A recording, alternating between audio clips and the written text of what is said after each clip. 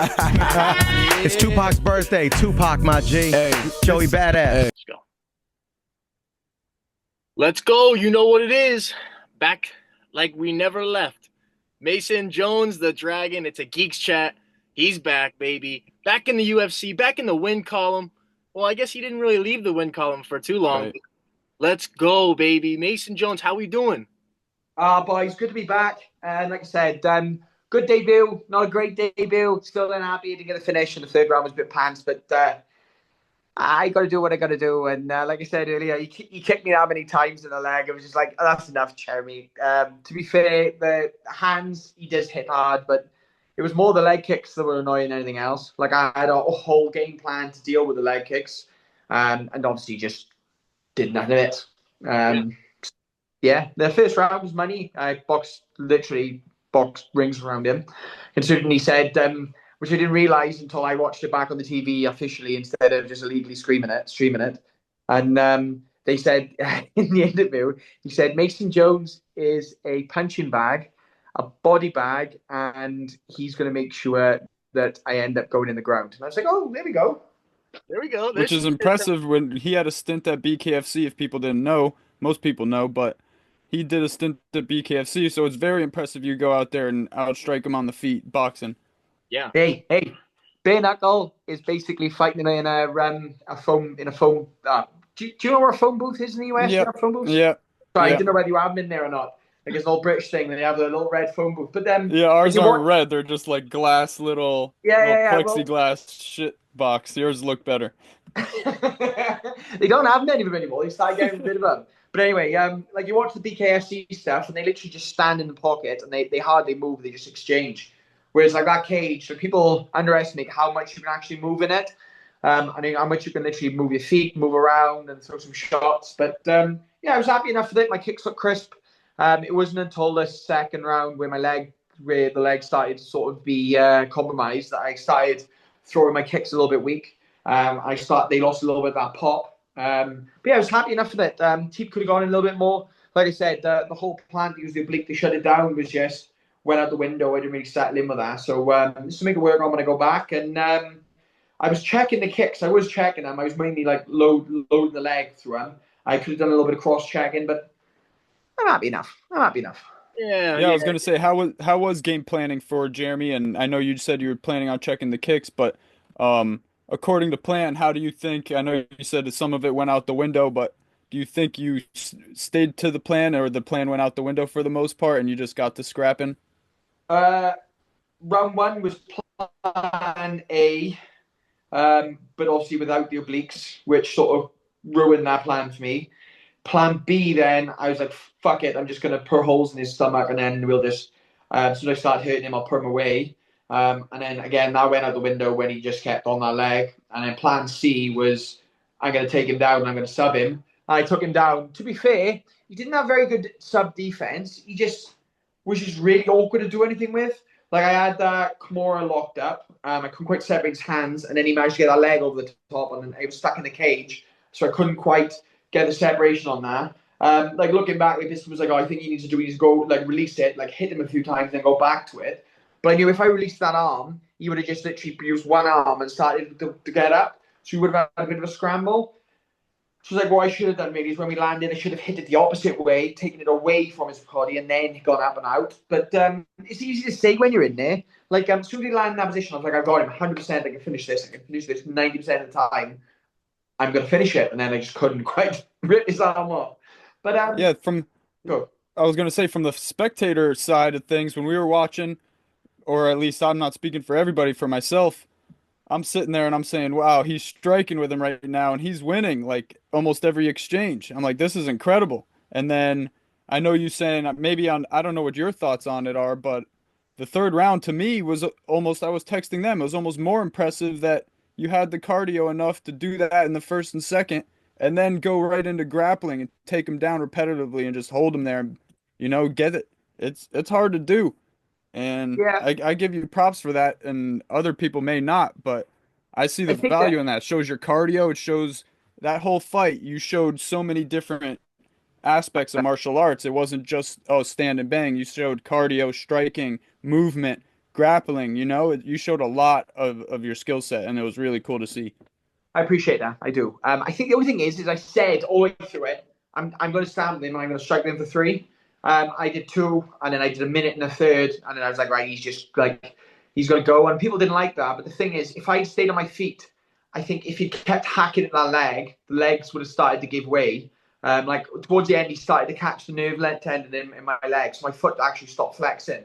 So if he had caught that a few more times, you never know what's going to happen with the leg. Like you see Chandler that once where his leg went. Drop foot. Like, if you leave it that way, then all of a sudden the leg doesn't take your weight and you start dropping on one leg. And like he hits that hard. You only had to get one good shot out, and then all of a sudden I'm struggling, I'm backpedaling. So for me, my coach said, that's enough. Take him down and make this easy. Like we knew from the day one when this fight got announced, if I wanted to, like I'm a better wrestler than Clay Collier, I'm a better wrestler than the boys he fought in PFL, and like you see the way they took him apart. I know Right, why you could have wrestled for 3 rounds straight if you wanted to. I could have subbed him in two. I think if I'd gone out there wrestling, I could have used the first round just to drain it out of him, put the weight on him, hung on him, hit him with some elbows, soften him up like I did with Alan Patrick. And then the second round, I could have started putting more weight on him. I could have started holding on to the neck, started wrapping him in arm triangles, because he's really hard to choke. But I think if you just smothered him and just keep pulling on things and on things and pulling on things, I'm tired for him. Like I think I would have finished him. But Yeah. who wanted to see that? Like I want to knock the man out. I really did. And like I hit him with some crazy stuff. Like I spin knock kicked him. I hit him with a jump knee. I literally spin elbowed him. One split his head. Another one took his chin. I literally I hit him with a blind down. Cracked him in the neck. And the man is so tough. He just looked at me, just winked, and just kept throwing I was bombs. about to say, do you think that's the cleanest, most flush spinning elbow you've ever landed on anyone? It was definitely flush. I don't know if it's the cleanest I've ever locked. My hand was a little bit out. I think if I pulled it back and literally followed through with the elbow a little bit more instead of opening up, because I hit him with more like the back of my tricep instead of the elbow. I think, but to be fair, it's just you never know if things are going to land. Do you know what I mean? Like sometimes you think, oh, that was quite crap, and it knocks people out. Like you see people that get hit in the temple, it's like a shit shot, and Right. you see them go, and in other shots you see the clean shot, and they just look at you and they're like, yeah, nah. And Jeremy was tough. Do you know what I mean? He was 100%. He was probably the toughest So person you're I not fought. surprised that spinning elbow didn't rock him or knock him down or anything. I think if you watch his fight against Yair Rodriguez, Yair clips him with a lovely straight right, sits him down, and then hits him with about 200 ground and pound shots. And all it does is make him mad. Like he literally just gets up and puts it back on Yair. Right. So, and then you watch the Calvin Cater fight, and Calvin Cater stopped him with ground and pound. But I don't think it was a good stoppage. I think it was a slightly bit earlier because he clipped him with a good shot standing up. And then when he followed up, he sort of wakes him back up a little bit. And Jeremy starts doing a bit, and the ref sort of steps in. I think if they let him go, I think he would have recovered. All I'm trying to say is like the whole game plan was never once to finish him with ground and pound. Like if I could have clipped him or rocked him, I was going to Kimura him. That was the whole game plan. I was going to sub him. And then I got in the position to Kimura him, and he was fresh. He was holding that hand. He was just like absolutely zero chance of you finishing it. Yeah. Mace, you there? So, oh, me for the other Mace. I think Yeah, he's other gone. Mace. That's all right. We could keep going. Mason other- Kent pays for PT dial-up Wi-Fi by the looks. He's got the dial-up. So, oh, I thought he came back. So, let's take it back a little bit. So, you're out of the UFC. It's almost as your dreams are coming to an end. It's like, what the hell's going on? But you have to get back on the horse. You get a couple fights in. What's your mentality like? What is it? What is it? Did you get anxious waiting? Was it hard to get matchups? Were prospects and Cage Warriors reluctant to face you because, oh, this guy's came out of the UFC, I don't want to face him? Or was it easier to find matchups because they were trying to get a win off a former UFC fighter? You know what I'm trying to say? Yeah, I get you. So two sides to it really.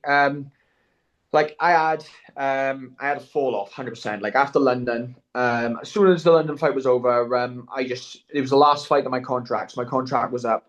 We had to sit down to renegotiate. There was an overabundance of UFC guys. There was just a lot going into it. And my man just started negotiating with them. And it wasn't that they weren't interested. They were 100% interested, but it was like it would have been a step backwards for me, and it would have put me in a place where financially just wasn't viable, because like it may seem like you're making a lot of money, but my first contract, I probably didn't. I don't think I made a actual profit on my fights. I had the loss in Fight Island where I had the fight night bonus, which we waited to set my personal accounts up. The UFC actually made a little mistake there, and they paid in my personal account instead of my business account, which was a mistake on both my ends. It was mainly my fault. I got my business account set up. I didn't know I needed to send them the account information, and they paid in the wrong account in my previous account. So I ended up getting hit by they hit me with a standard exchange rate for that bank, which was superly low. They hit me with a fee for getting paid by dollars into a British bank account. Then I had taxes because they got paid into my personal bank account instead of my business account. And it was just fee after fee. That by the time I did it, it was a chunk of money, but it wasn't a massive amount. Then I had the Alan Patrick fight where I had the entire camp and he took off my purse. So I would have only got 10K for that. Then I got hit with tax, which is 30% for a non-resident in Vegas. Then I had to pay my management, I had to pay my coaches and stuff and fees out of that, my camp fees. So I had a couple of thousand left. Then they rematched me. I went straight into camp. Made to rematch Alan. We did the whole 8-week camp where I was paying in California, where I was paying like $2.5 grand a month for training fees, accommodation and like food and all this stuff. And then so we did 5K worth of expenses on my credit cards, and my fees were left. Then he pulls out. And rather than get a short notice step and be like, look, we're moving your fight back 8 weeks. So I had to go in for another 8 weeks in camp. So then I was added up, and then I ended up having going into that fight with torn meniscus I needed surgery on, dislocated sternum, the flu. And they're like, don't worry, we're going to sign a prospect featherweight. It'll be an easy fight for you. David Onama, who's now ranked 13th in the featherweight division. Let's do it. Yay, Mason! No. So I took it. Obviously, that fight went through. I beat him. We had the win check through. Got hit with tax. I covered some of the purses, fees, and I was back in a place where I'm like, right, I've earned some money. I'll be good. And then we did the whole camp for London to fight a wrestler. That got switched out, and still, like, I felt good. And I went out there and I fought the guy stupidly. So then we had all this thing with uncertainty. Then I had the big fall off when it didn't come through, and it was a massive fall off. I went and actually I got a therapist, seen a therapist. I seen a sports. I seen an actual mental therapist, and I seen a sports like mentalist. Did a bit of both of that, just kind of get my head on. I had to deal with some personal issues, and I had problems with some family members and some friends, and so all the little stuff that happens when you go from being on top of the world and looking like you're gonna rocket off to being to just hitting the ground really hard. And I dealt with all of that. And to be fair, the best advice I had through that time was my girlfriend, which I told the boys. I told Paul, Aldan, I told Bispin, and I told all the rest of the commentary team before it. Well, she looked me straight in the face and she said, "Don't be a bitch, just work harder." And it was like, yeah, fair enough. So I went back and I started working harder. They offered me the Ultimate Fighter not long after out of leaving the UFC through because the Ultimate Fighter is done through their TV deal, and they approached me about going on that. We went to And that would have been what season? What were who were the coaches for that last season? Chandler McGregor. Okay, so wow, that would have been fun. You would have So wrecked that division at 55. I mean, not trying to like put anyone under the bus, but you go back and check out who was on that season at 55, and you let me know if Mason Jones takes those guys out or not. You know, I honestly, it wouldn't be the thing. The only thing I would have struggled with is living in a house with people. I wouldn't have liked that. I'm too autistic to be dealing with that many people. But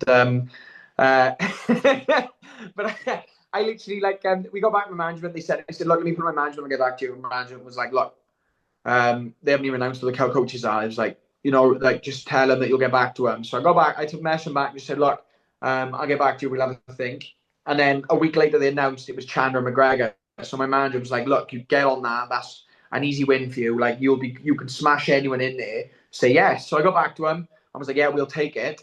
And they were like, we've already oversigned that now. So we've receded the offer. Like, you basically saying, like, because I sort of turned him down originally, fuck you back. So I was like, yeah, cool, okay. So during that time, I went back to Team Alpha Male, trained with one of the wrestlers who we were at the same weight division with. And I was coming off like 3 illnesses back to back. I had the knee op that was still causing me problems with the meniscus and different things. And literally, we went into a session. I remember him sparring with no gum shield in, and he was like, "Oh, we'll like spar." And then hit him on the wrestling exchanges and just literally just wrenched my knee and just tore my meniscus back open like in one exchange. So my knee comes straight back out, and you could feel it. Like I felt it pop, it tore. You could hear it pop and tear, and he felt terrible, but it was like a bit late then. So I went back to my roommate's house and was like, "Oh, we'll be fine." Like a thing. Went back training, and I remember I walked on the mats, and as I literally stepped on the mat, my knee dislocated again. And this was before sparring. So I managed to get my knee back in. I was like, "Oh, I've had this before. I'll be fine with it," because I did the whole arm fight with my knee popping in and out. And then like as I went to push through it, I remember him sitting me down in the car and said, "Just go home and get it done with. Like you're coming off a loss." He was like, "Don't be stupid." So I rang my surgeon, and he said, "Look, I'll book you in for a scan tomorrow, but you need to come home." Booked a flight the same day, surprised my girlfriend home. Went and had the surgery. Had the surgery done. I paid for that with my last UFC money. I had left. I paid for that. And this is how shit I was going, right? So bear in mind, I was already like I had a big bust up with a lot of friends and family. I had a lot of people who I wouldn't say turned on me, but they lost a lot of faith in me and basically thought I was wasting my time. And it was just like I was in a hole. I'd come back. I was just trying to rebuild a little bit. I had no idea where I was going. The PFL had offered me money, but they offered me a very, very poor contract, like less than I'd had in my early days in Cage Warriors, because I think they must have realised I was in a bad place. Considering I'd gone from the obviously UFC, which were paying me like 12 and 12 at the time, down to literally the offer, which was it was like below 5K flat. She put it that way, and it was just like, oh, that's no. So I was just like, I was just a bit heartbroken with all that happening. Then my knee went, and I had to pay for the surgery to last my money in my account. And I remember by the time I priced the surgery up, I would have had £500 or $600 left in my account, and that was going to last me until the next fight. I had no interest. All my sponsors sort of dropped because not because of like obviously yes, it was because I dropped from the UFC, but it's also because they were going through tough times financially. One of my main sponsors was having a nightmare with his sales and his time. Another one of them was like he ended up going through some personal things, and the company was up in the air about different things. And their sales were dropping, so everyone was having a tough time, and obviously they cut the fat, which was me. So it was a bad time. And then the dog, who is me and my girlfriend's pride and joy, she nearly dies.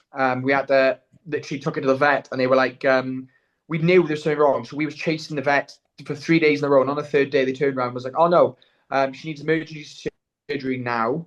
It costs $2,500." I said, "Yes, I'll pay it, no problem. I've got the money left. It's fine." I was like, "I'll make everything else work. I can get it." I was like, "I'll get a loan for it. It'll be fine." I was like, "Oh, you have to pay today." And today was 3 days before my knee surgery. So obviously the knee surgery you have to pay up front. You're paying private. So I was like, "Yeah, okay, cool, do it. Don't worry." I laughed. I was like, "Yeah, okay, I'll make something work." I was thinking like, the car I got is only worth £1,000. I was like, I sell that. I was like, I sell some of my stuff. My girlfriend can help. She was like, she didn't even say anything because she was like, I know what she was like. She was like, she'd sell her car and everything. But like, I was already in a thing where I wasn't. Not that I want to be a provider because I'm not that type of guy who was like, but do you know what I mean? Like, you don't want to be in a relationship with someone and like you've got nothing to give. Like, I had no income. She had a full-time job. I didn't want to be that guy gone from being in the UFC. Now all of a sudden I can't do anything. So we managed to cover the bills. I literally had a sponsor who had just started sponsoring me. And I literally called him and was like, "Look, you're the only person left who was sponsoring me. Bar to Tammy, because they were still sponsoring me. They would have got us gold all the way through." But like I was like, this guy, I was quite close to him. I was like, I can get a loan to cover the dog. I said, so I get a loan to cover my surgery, and I use my surgery money to pay for the dog. I was like, but the only way I can afford the loan to pay the pit is if you guarantee you'll sponsor me for the next 16 months. I said, till I pay off the loan. And he was like, "No problems." I said, "I know." I said, "But I've had people who signed 2-year deals with me, and 8 months in, they've literally just been like, 'Oh, look, we go in a different direction. We want it to go this way.'" I was like, "I need you to guarantee." He was like, "Yeah, cool." And he did. And he still sponsors me now, to be fair. So he literally like gave me that little bit of stability, which managed to keep me on my feet, to keep things going. And then as soon as that knee come better, like we had the conversation. My missus was like, "Look, this is the time. Like, you need to just you just need to work harder for it. Like, if you want it, this is it. Step the fuck up." So I was like, "Yeah, we fucking go." So I just literally just went ghost mode, put my head down, just started running, started working. Took a fight to fight in Cardiff. Had 6 opponents turn me down or pull out last minute. It come to 3 weeks before. No, that's a lie. It come to 14 days before the event, and I pulled out and told my manager. Me and my manager had a bit of a bust out about it because he's like, "Look, I'm trying my best to get your opponents.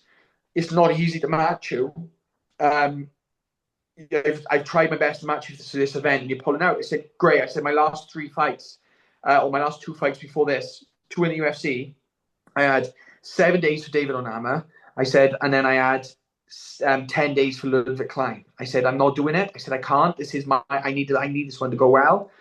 She said, "Cool, no worries." He said, "I'll move it to a different card." I said, "There's a Rome card." I said, "Get me on that. I'll cover the expenses I need to." And he said, "Yeah, cool, no problem." So the Rome card come. They found a Brazilian. I buried. Then I pushed away straight away, and I was like, "I want to get on the next card, which is in Dublin." And he said, "Yeah, no problem." And they got me a matchup for that. And I buried him, finished him in the second. Then we had the San Diego fight, which my management literally said to me, they said, "Look, we want you to fight on San Diego. It'll prove that you are US capable to fight, and it'll guarantee you a ticket into the UFC." He said, "You will not make money on this event."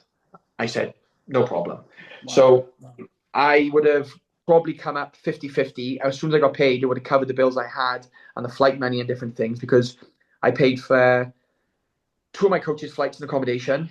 I paid for the entire camp I had moving into it. I paid for me to get there a week early and stay in San Diego to acclimatize. I did it the right way. I wanted to make sure I did it the right way. Put all my credit cards to camp. I had no income because the all money I had was paying off my knee surgery. So I was like, I'd been literally accumulating bills. So I was like, it's fine. I get this fight. I'll clear the bills I have with the purse. Before the taxes will come in, I'll have a little bit overpaid. But by the time I get back, then the next fight will be in the UFC. I'll be golden with 1 fight. Perfect, right? So I flew out. I was obviously already there. Me and one of my coaches got out there earlier, so he's fine. Oh no, sorry, I was there on my own. 3 of the coaches flew out. They got to the airport, went to check in, and they were like, "Oh, the payment's bounced for the card." And they were like, "No, he said he booked it weeks ago." They said, "Yeah, until you turn up the airport and check in, the payment doesn't go through." So what happened is I had paid with a credit card and then used the rest of the credit card to pay my my medicals. Well, one of a couple of those medicals and expenses and stuff I put on the card, because I thought I was going to max it out. I thought those flights already checked off. So when it maxed out, I was like, "I'm golden." The flights hadn't gone through. So they should have been about, I think it worked out $1,000 or $800 for all 3 of the coaches who got booked in advance. That bounced. They straight away rang my girlfriend because I was asleep. She was like, "I'll wake him up." She woke me up. We was like, "No, it should be on there. Run it through. My card is maxed out. The flights won't go through." I said, "Look, put it on my personal credit card, my Amex, and we'll just use that." Found new flights, which was like 2 or 3 times as expensive as the first one because they were on the day. They had to go to a different airport. So I was like, "Just fucking book it. I'll sort it out." Booked it. And then I had to pay for the flight to LA. Then I had to pay for the getting back. Put it all on the card. Fine. I was like, "Doesn't matter. I can use the purse to pay it off. The other one is low APR. I'll be fine." I fought Bryce Hogan. Put away in the second round. Bellator veteran. Proved I deserved to be back in the UFC. Golden. Had a UFC offer on the march. My visa got declined before I'd left, so they was going through the process of sorting that out. And because of the new administration, which was Biden administration at the time, they were saying that I was no longer qualified for the visa I'd had that I was renewing. So they would only give me the visa if I'd signed to the UFC, and the UFC wouldn't sign me unless I had the visa. So I didn't get paid for San Diego. I got paid for San Diego the day after my last fight. So I got paid May the 4th for my fight in February last year. So fine, but I had $8.5 grand or 10 grand on a credit card on an Amex on an APR rate. This is fucking sky high. So I literally was just getting murked on the APR rate, and I'm still earning no money, and I still couldn't get any sponsors. So I was literally just grinding, doing what I can, did a couple of seminars and things to cover, literally just to cover their the monthly payments on my card, so I didn't miss it. And then I took the fight in Manchester against the Italian Pagnali. Obviously, took him to the 3, but literally just fought him for 3 rounds. Thought I could have got finished with the TKO. Should have subbed him really, but managed to get the win there. And then got offered to the UFC again. They offered me a fight. They said that it's yours 100%, but they have to put it to the roster fighters first. But they don't think anyone's going to take it. And then a boy took it on short notice. Then I put my name forward for Australia. That fell through. Then I put my name because that was Paris. Then I put my name forward for China, and nothing fell through. Then I put my name forward to Sandy for the UAE card. 5 days notice, they offered me a fight. So I literally, when I got my medicals done, was booking transport to London, signed a multi-fight contract and a contract with the UFC, which all stated in capital letters, contract only provided as long as athlete competes on February the 5th, I think it was, or February something in Saudi or Abu Dhabi, I think it was Saudi. Awesome. Boy turned me down, declined me, said he wouldn't fight me on 5 days. So my manager was like, "Have you signed a multi-fight contract?" I was like, "Yes." He was like, "Have you sent me back?" I said, "I sent you like 4 minutes ago." Of him calling, and he was like, "Yeah, cool." And then Sean was like, "Look, you accepted 5 or 6 fights on short notice for us. You've been ready since February, like last year." He was like, "We're gonna keep your contract." Cool. Refused to announce it. They just wouldn't release it. So it wasn't until I got drug tested by the UFC. They did the bloods and the urine test. That went on to the online database, which ticked me on. And then one of the journalists put an article out. Big shout out to Al, my Italian buddy, who did an article at the time. He literally did the article and sent it me because I ticked over online. And then obviously off that article, BBC Wales released an article, and then it all started to snowball. Then I got announced, and I was cool. Started getting ready for camp, and then they rang me to tell me that they had a big fight offer for me. My manager was laughing, and I said, "Well, who?" And he said, "It's a big fight. It's a really hard fight. He hits really hard. It'll be a tough test for you." I was like, "I'm fighting T-Rex tonight." I was just thinking I'm gonna have to fight this guy. He's 6'1" now. Got a really good first round in him. Like hits really hard. It's gonna be hard. He was like, "Jeremy Stevens." I was like, "Jeremy's not in the UFC." He's like, "He is now." He's like, That's crazy. So you initially thought it was going to be Terrence McKinney. That was the first thought I had because, like, Jeremy Stevens wasn't in the UFC. He's a 45er. I know he came up to 55 for his last 2 fights, but they were like big fight profile. I know he just come off a win and he was just calling for another fight turnaround. So I was like, it's T-Rex. And then obviously that didn't happen. And I was like quite low-key happy about it because, do you know what I mean? That's a tough first fight coming in. And the Jeremy Stevens fight, I was like, I'm a better wrestler. I'm a better striker. I'm a better jiu-jitsu fighter. I got a better gas tank. I kick better than him. I have plans A, B, or C to beat him. Off the cuff, I was like, what does he have? He has 1-punch knockout power. I've got a chin that'll take that all day. No dramas. I was like, I'm going to kill him. And then it was like, oh, it's in Des Moines, it's his hometown. I was like, yeah, cool. Here we go then. And I just spent the entire camp boxing. I didn't wrestle this camp at all. I did 0 wrestling at all. Like, I mean, none. I literally spent the entire camp boxing and doing K1 rounds. How was that Iowa crowd? I mean, I know that you're the foreign guy. They hated you, I can imagine. So the interview I did before it, I said I was looking forward to them booing. I couldn't wait to hear how loud they are and that they don't do hate well in the US because you're all too nice. And I remember I walked out and they just played the TV saying that I was hoping they were going to boo, and I heard them all started booing. I was just like, come on, get it loud in ya. And they all started going, and I loved it. Honestly, I loved the support. It was brilliant. And the funniest thing was Jeremy was a plus 900 underdog to knock me out, right? So the third round, because obviously in the second you see him like bust up he bust my nose and he started to compromise my leg. And I think they must have thought, one more round, if Jeremy digs deep, he can crack in there. He may be able to do him in the third. And when I come out and just literally just started mauling him with the wrestling and just throwing him everywhere, obviously people must have had a big chunk of money on Jeremy winning. So they were literally like, I was having just my inbox just full of abuse, full of it. So when the next day, I was sat waiting for everyone, so going through my inbox, looking for the ones that are abusing me and sending a message being like, thanks so much for the support. love the messages. Like, please keep supporting me. All this stuff, people abusing me, mate. This is the thing about Americans, right? So if you do that to a British guy, they will literally double down. Like, they'll be like, I hope your mother dies of cancer. I hope you bleed through your eyes. Like, I hope if your first son is born retarded, like they will go hard, right?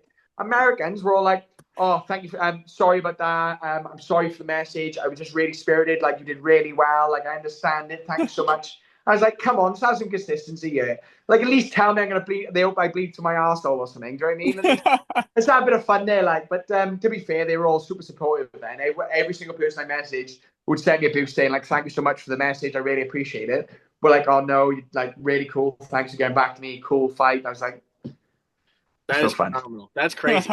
For people that don't know, so when we first started doing our whole media guillotine geeks, we were the gambling geeks for a long time. Then we realized, okay, maybe that's not the best name for what we're trying to get in here. So, but Mason Jones right here, he was the first guy, first fighter who gave us the opportunity to talk, to interview, to do this whole thing. So for us, it was so crazy because like now we're so much deeper now. You know, now we're 4 years. We've been talking to all these fighters, this kind of stuff, and seeing you get back in there is like, bro, this is right where we started. Like, this is such a full circle moment. So another cool fact here. Since I fought in Manchester, I've only done 2 interviews that haven't been mandated by the UFC, or at least encouraged by the UFC, or part. You know what I mean? Like the one or contacted through the UFC. One is with BBC Wales, who was another guy I grew up doing interviews with and been there since day one. And the other one I agreed to do, which we never did before the fight, but I always said I would do, and then we end up doing it now, is Guillotine Geeks. So they're the only other person I literally accept to do interviews with. Mainly because I got really pissed off because before London, I had all these people in my inbox messaging me for interviews. And I've always been that guy who said yes. And I remember telling you this before. I'll always try and do as many interviews as I can. I've done interviews with people who are literally starting off, done like 30, and I've done interviews with people who have big platforms. I would have always said yes, make time to interviews. As long as it's not in the way, I'll always make time to do it. After London, apart from you, obviously BBC Wales, I'm friends with as well, literally everyone just went quiet. No one wanted to know. And it was literally like the time when I probably could have used the publicity and I used the help, it was just like straight into the ground. No one's interested, which I'm a product. I understand that. But when it come for this one, I literally messaged my management. I was like, I'm sending them all your email address to go through it. When they messaged me about interviews, I was like, tell them I'm not doing interviews. So literally, Tommy was literally just replying to everyone and be like, yeah, no problem. Sort an interview schedule out. We'll sort you out. No. To be fair, I've got to sit down with the BBC Wales boys now. I'm going to do an in-person one with their team because they've always been good as gold. I know it's Welsh and Welsh support Wales, but when you're already in a low point and everyone sort of seems against you and it feels like you're on your own and you can't even trust your own head and you know you're good enough to be somewhere and then no one else believes it and you question whether you are yourself, it's a hard place to be, do you know what I mean? And like what was it Volk said? That adversity is a privilege. Adversity is a privilege, and it is, but it hurts. It hurts so bad. But now that you're back and you must feel that it was worth it and you feel accomplished, more accomplished. You know, it's, let's say you that first run in the UFC, you're still, let's say you won some, you lost some, but you never left. It must feel more rewarding to have gone through all this and come back and make a statement like that. Yeah, it does. I think the main thing is like even this fight, like I didn't feel as if like that was the Mason Jones I want you to see. Like you look how relaxed and how controlled I am in Cage Warriors and how much I control the pace and stuff. And it's still parts where like I can't quite find my routine properly. But I think like to get bedded in and to get a little bit more experience, like when I go to the next one now, like the whole thing of like I need to earn my people. That's the Wi-Fi box. 1 second. What happened? Oh, I knocked the Wi-Fi box off. I moved the desk. There we go. Fucking shit computer. Right, anyway. I thought you like slipped a fly or something. But at least I'm bedded in a bit now. At least I can relax and I can really enjoy myself and start to really let things go. And to be fair, I think if I hadn't walked into a booing crowd, I think I would have struggled a little bit more. And I know that sounds stupid, But when you're in a place where everyone just sort of wants you to fail, and you feel like you've been in that place for the last 28 months or 24 months, it's just sort of, I think it's sort of, it capitalized exactly like what I was doing and who I was. So to go in there and just to smash someone up in front of their hometown was just what I wanted. Do you know what I mean? It's freaking Yeah, brilliant, it was bro. like a storybook ending. It was perfect. And honestly, Storybook start. Right. Start. Right. Exactly. My mountain, but I'm Right. still looking at the vista. Do you know what I mean? I got a lot to do. And that's another thing I said in my interview, was because I sat down with the broadcasting team, and when they were asking me, I said, listen, I said, to Jeremy Stevens, I said I'm a molehill that he's literally going to step over. That's all he sees me as. He sees me as someone he's going to walk through. Jeremy's a mountain to me because he literally is everything I want to be, and where he is literally got to a point where, like, I think in that fight he must easily, he's paid 4 or 5 times what I was getting paid, 100%. I was about to ask something about that. Did you know about him betting on himself for this fight? No, how much did he bet? And it Not wasn't really not that. an actual bet. Yeah, He, because that's illegal, obviously. the contract I believe he was offered was they wanted to pay him a flat rate, and I don't know how much it was, but they wanted to pay him a flat rate, and he said no. Let me do a show and win for more. or more. So he right. Yeah. No wonder they contacted me and said, we need someone who's really going to beat him up. And I was like, yeah, 100%, I'll take it. Yeah, let him get this win first. Yo, but let me we have a minute 30 seconds left, so before we get badly interrupted or whatever, dude, phenomenal. We are so happy for you, and of course, bro, we are always gonna be blasting you after all your fights. You're our guy. You know that. You've known that. So don't ever think that text isn't coming. Never, no, I never. You want to get on this Abu Dhabi card? Now you're in. You just got thrown right into the mix. You beat a guy everybody knows. Everyone saw you perform. That was freaking phenomenal. All I'm hearing on the social media the whole week, holy shit, you see the Mason Jones fight? One of the best fights on the card. So do you have a call out? And what are the odds we see you in Abu Dhabi? We got a minute before we get out of here. So I can't call anyone out because literally I want on the Abu Dhabi card so bad that I don't want to call someone out and then be injured or then be done and then not feel in. But I will take anyone on the Abu Dhabi card. Like I've said this, if they could find me a punching bag who doesn't know which glove goes on which hand, that'd be phenomenal. Like give me someone I can decapitate in front. Do you know what I mean? Like put one of the cut men in there. Let one of the old men up. Like, just find me someone that I can hit so hard his teeth come out of his head Let's fucking in Abu Dhabi, and that'd be fantastic. And then I promise I'll call someone out. But yeah, if I could get another one, like I literally just paid off my credit card, my bills. I've taken my age to get back. I'm in good footing. I'm game. I'm good. There's nothing here now. So let me get back to work. 11 weeks and I'll decapitate someone. Let's go. fucking go, bro. Before it kicks us out. Ambitions is a rider. Hey.